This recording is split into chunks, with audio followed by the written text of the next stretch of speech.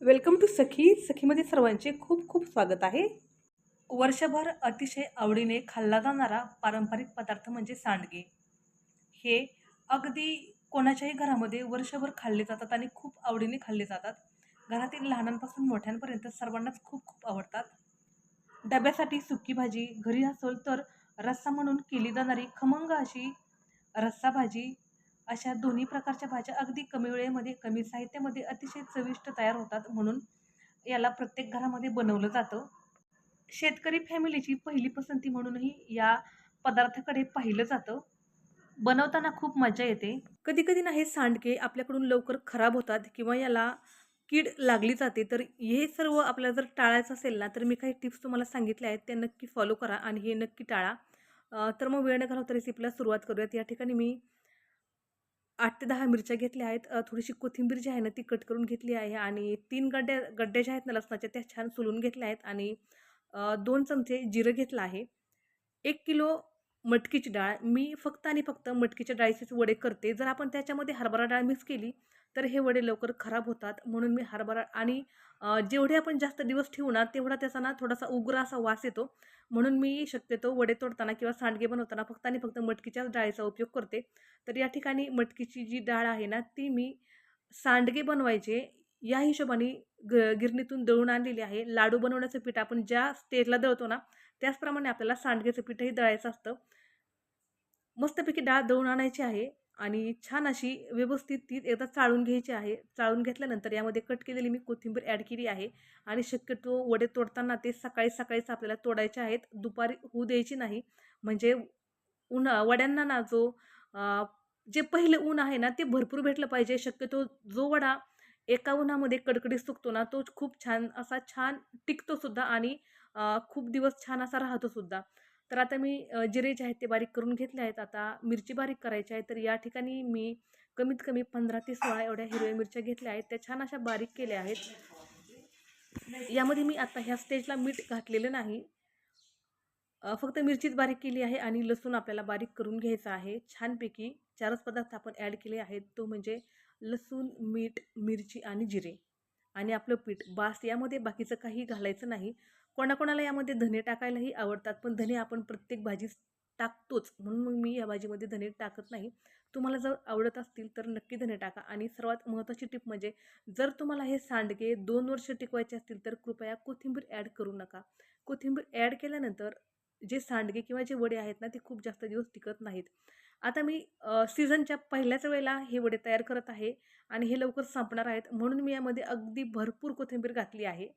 जे वडे तुम्हाला जास्त दिवस टिकवायचे आहेत ना, ते वडे जे आहेत ना, ते सीझनच्या शेवटी म्हणजे अगदी मेमध्ये तयार करा आणि त्यामध्ये बिलकुल तुम्ही ओली कोथिंबीर तर घालूच नका. त्यापेक्षा तुम्ही कोथिंबीर सुकवा आणि मग ती कोथिंबीर सुकवलेली जी कोथिंबीर आहे ना, ती तुम्ही वड्यामध्ये घाला. तुमचे वडे 2 वर्ष आरामात टिकतील.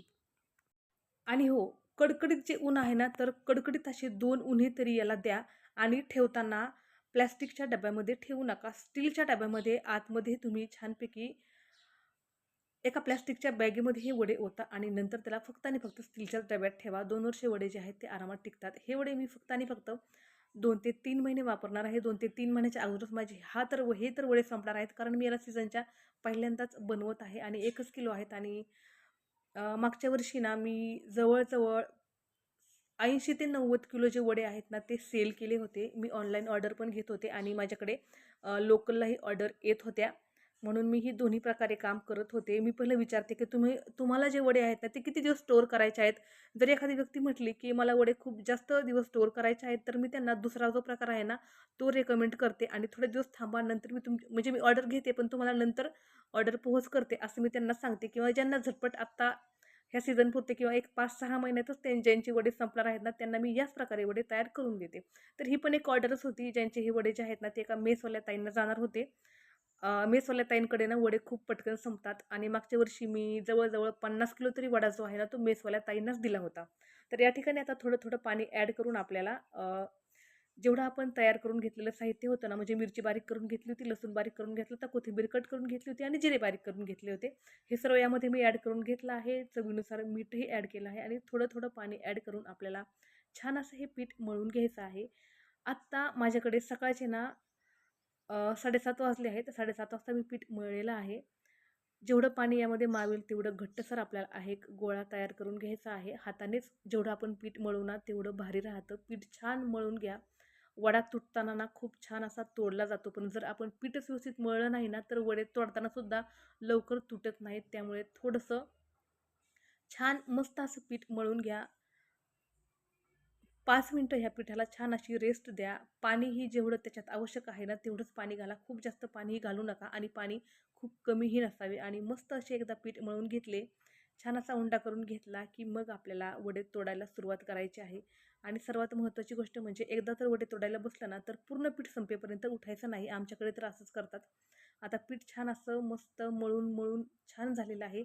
तेलाचा एकही थेंब आपण इथे टाकलेला नाही. तेल टाकल्यानंतर तो पदार्थ लवकर खराब होतोय. वाळवणाचा तरी बटाट्याच्या पापडालाही तुम्ही तेल लावून पहा. नंतर डबा बंद केल्यानंतर जर आपण डबा खोलला तर उग्र असा वास येतो. तर आता छानपैकी जे प्लॅस्टिक आहे ना ते गच्चीवरती अंथरून घेतलं आहे. सकाळचे 8 वाजत आले आहेत. म्हणजे पीठ मळल्यापासून मला गच्चीवर जाण्यासाठी अर्धा तास तरी गेला. कारण सकाळी आपण चहा पितो किंवा मध्ये असं काहीतरी काम करतो. 8 वाजता मी गच्चीवरती गेले होते आणि अगदी छोट्या-छोट्या आकाराचे आपल्याला मस्त असे नाजूक वडे तोडून घ्यायचे आहेत. जेवढा वडा नाजूक आणि छान असतो ना, तेवढा पाहायला भारी वाटतो. खायला तर वडा असाही छानच लागतो. पण पाहायला वडा जो आहे तो खरंच खूप भारी आणि मस्त असा लागतो. तर या ठिकाणी आता अर्धे वडे माझे तोडून झाले आहेत. ऊन थोडंसं जास्त पडायला लागलेलं आहे. 1च किलोचे वडे आहेत. 1 किलो वडा तोडून घेण्यासाठी साधारणपणे 1 तासाचा वेळ लागतो. 2 व्यक्तींना या ठिकाणी माझी छोटी मुलगी आणि मी आम्ही दोघी जणींनी वडे तोडले. त्यानंतर मी जरा संध्याकाळच्या वेळेला बाहेर गेले होते. मला वडे खाली आणून ठेवण्यासाठी ना खूप उशीर झाला होता. कमीत कमी रात्रीचे 9 तरी वाजले असतील. 9 वाजता मी वडे खाली घेऊन आले होते. कारण मी 4 वाजताच बाहेर गेले होते. तेव्हा खूप चांगल्या प्रमाणात ऊन होतं. नंतर मी वडे अ, मुलींनाच सांगितलं की आणा आणि आज मला वडे ना थोडेसे वल्ले वाटले. तर मग मी त्याला परत दिवसभर आज उन्हात ठेवले. उन्हात एकदा छान वडे वाळले तर मग खूप भारी असे होतात आणि नेमकं काय झालं माझ्याकडे रात्री पाहुणे आले जे की मुंबईचे होते. म्हटलं नंतर यांना काही वडा पोहोच करणं लवकर होणार नाही आणि आपण ताजा-ताजा वडा तोडलेला आहे. तर मी त्यांना 3 ते 4 भाज्यांचे वडे यामधले दिले होते. त्यामुळे याची जी क्वांटिटी आहे ना तुम्हाला 1 किलोच्या प्रमाणामध्ये ती थोडीशी कमी दिसत आहे. मी मागच्या वर्षी जवळ-जवळ 50 ते 60 किलो जे सांडगे किंवा वडे आहेत ना ते सेल केले आहेत. तुम्हाला जर हवे असतील तर मला नक्की कमेंट करा किंवा मी माझा नंबर देत आहे डिस्क्रिप्शनमध्ये. तिथे तुम्ही जाऊन मला WhatsAppला कॉन्टॅक्ट करू शकता. हा नंबर कॉलिंगसाठी उपलब्ध नाही. फक्त आणि फक्त WhatsAppवरतीच आपलं कम्युनिकेशन होईल आणि मागच्या वर्षी मी ना वडा जो आहे तो ₹350 किलो या भावाने सेल केला होता. ह्याही वर्षी मी तोच रेट ठेवलेला आहे. 1 किलो, 2 किलो तुमचे जे काही प्रमाण असेल ते तुम्ही मला सांगू शकता आणि मी जवळ-जवळ पुणे, मुंबई, गोवा इथपर्यंत मागच्या वर्षी वडा जो आहे ना तो पाठवला होता. आता यावर्षीही जेवढ्या-जेवढ्या, तशा-तशा ऑर्डर मला पडतील तसं-तसं मी याला सेल करणार आहे. जो काही याचा शिपिंग चार्ज आहे ना, तो मी पोस्टामध्ये जाऊन मग तिथल्या याच्यानुसार ठरवत असते. तर तो काहीतरी थोडाफार कमी जास्त होतो. भेटू मग उद्या परत.